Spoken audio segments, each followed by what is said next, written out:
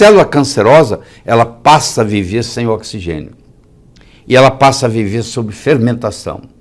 E ela fermenta com duas coisas só, ou glicose ou glutamina. Dependendo do tipo do câncer, a grande maioria é glicose. Alguns cânceres de origem hematopoética, linfoma, leucemia, Hodgkin, etc., eles usam também muito glutamina. Então, o alimento do câncer é glicose e glutamina. Então, vamos ver onde é que está isso, para você que está preocupado com a doença. A glicose vem do carboidrato. É o pão, é o macarrão, é o que você está comendo.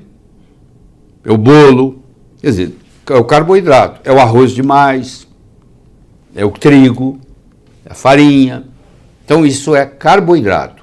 Isso vai virar glicose. E isso vai alimentar o câncer.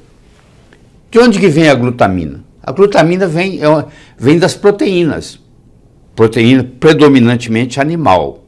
Então, eu digo o seguinte, você, não interessa o que você come, no momento que você recebeu o diagnóstico que você tem câncer, você tem que passar a consumir produto vegetal. Você tem que virar vegetariano. Você pode até comer peixe, você pode até ingerir frango, mas carne vermelha não.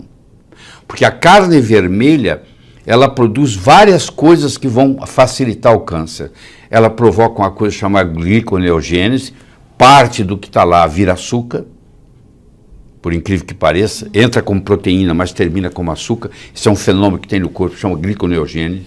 Ela estimula o mTOR, que vai proliferar o câncer, tá? Entendeu?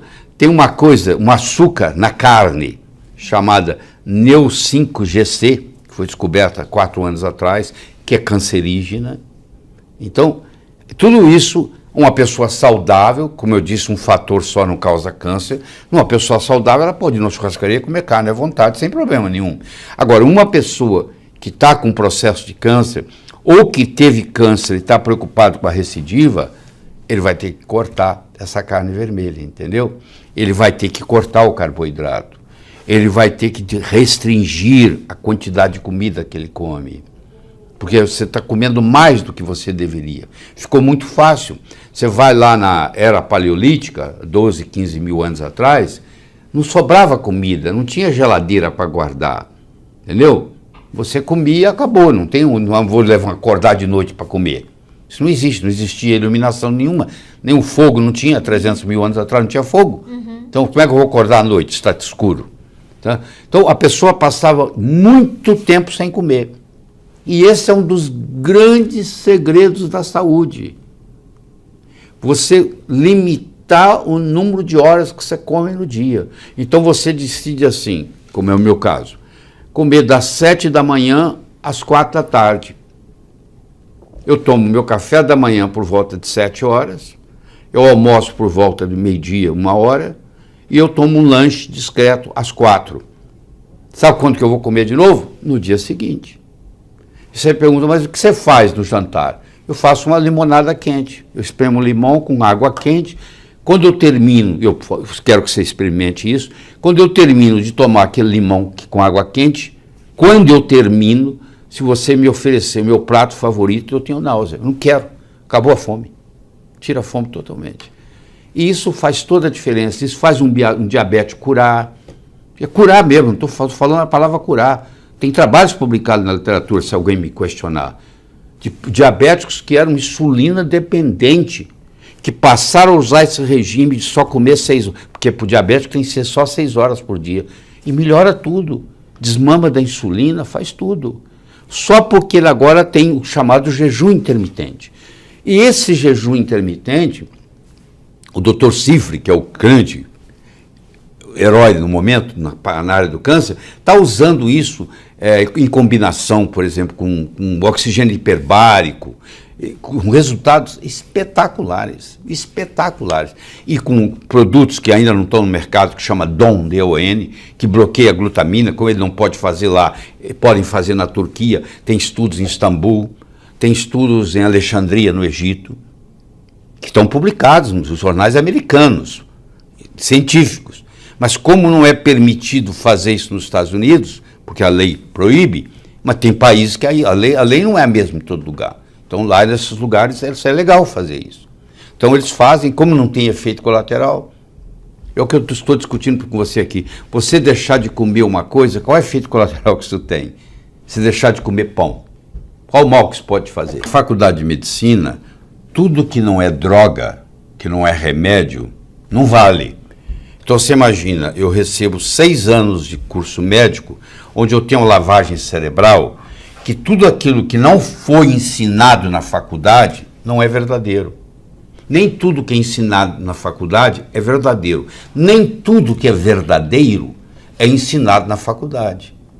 Aí você pega um caminho, você pega os protocolos e você aprende a trabalhar dentro daquilo. E claro, você tem que se defender. O que não tiver nisso aqui não me pertence. Entendeu? Eu vou chamar o cara de charlatão. É a primeira coisa que eles fazem. Quando não cai naquilo que eles conhecem, eles falam, esse cara é charlatão. Só que hoje a informação está democratizada. Uma pessoa como você que está me assistindo, inteligente, você vai para a internet, você entra no Amazon.com, daqui 2, 3 dias você está sabendo mais do que aquele médico. Você tem tempo para fazer isso. O médico está lá trabalhando 14 horas por dia, ele não tem tempo de fazer isso. Então, e também o seguinte, é o apoio. No momento que eu saio da boiada, você sabe que se tiver uma boiada indo numa estrada e tiver um buraco, e o primeiro boi cair dentro do buraco, tudo que vem atrás cai, porque a referência do boi de trás é o traseiro do boi da frente. Como o traseiro do boi da frente desceu, ele desce junto. Isso é a boiada. O boi que sai da boiada e sobe o barranco, ele saiu do, a gente chama em inglês de drift. Ele saiu do drift. Esse que saiu do drift, ele é considerado rebelde. Você não está seguindo a gente, você não está receitando estatina, então você não pertence ao nosso clube, entendeu? Porque você é um cardiologista que não receita estatina. E o cardiologista é quase que obrigado socialmente, para não perder os amigos, a receitar estatina. Porque ele não tem coragem, mesmo que ele tenha lido, de falar, peraí, eu não posso ficar envenenando os meus pacientes. E com câncer é a mesma coisa? A mesma coisa ou até pior. Ou até pior, porque você sabe que a químio é pífia, os resultados são pífios.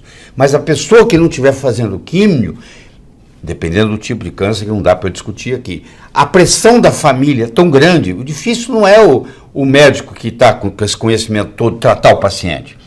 O difícil é tratar a família, porque ele vai ter um irmão, um primo, não, mas você tem que fazer isso, você tem que fazer aquilo, você tem que fazer a rádio, e a pessoa acaba fazendo. Então o que acontece? A pessoa faz a químio, a pessoa faz a rádio, a pessoa faz a cirurgia, aí quando ele se dá conta que não resolveu nada, ele chega para a medicina integrativa. Aí ele fala, a medicina integrativa não funciona. Chegou fase 4. Quer dizer, fase 4, estágio 4 significa, já tem metástase.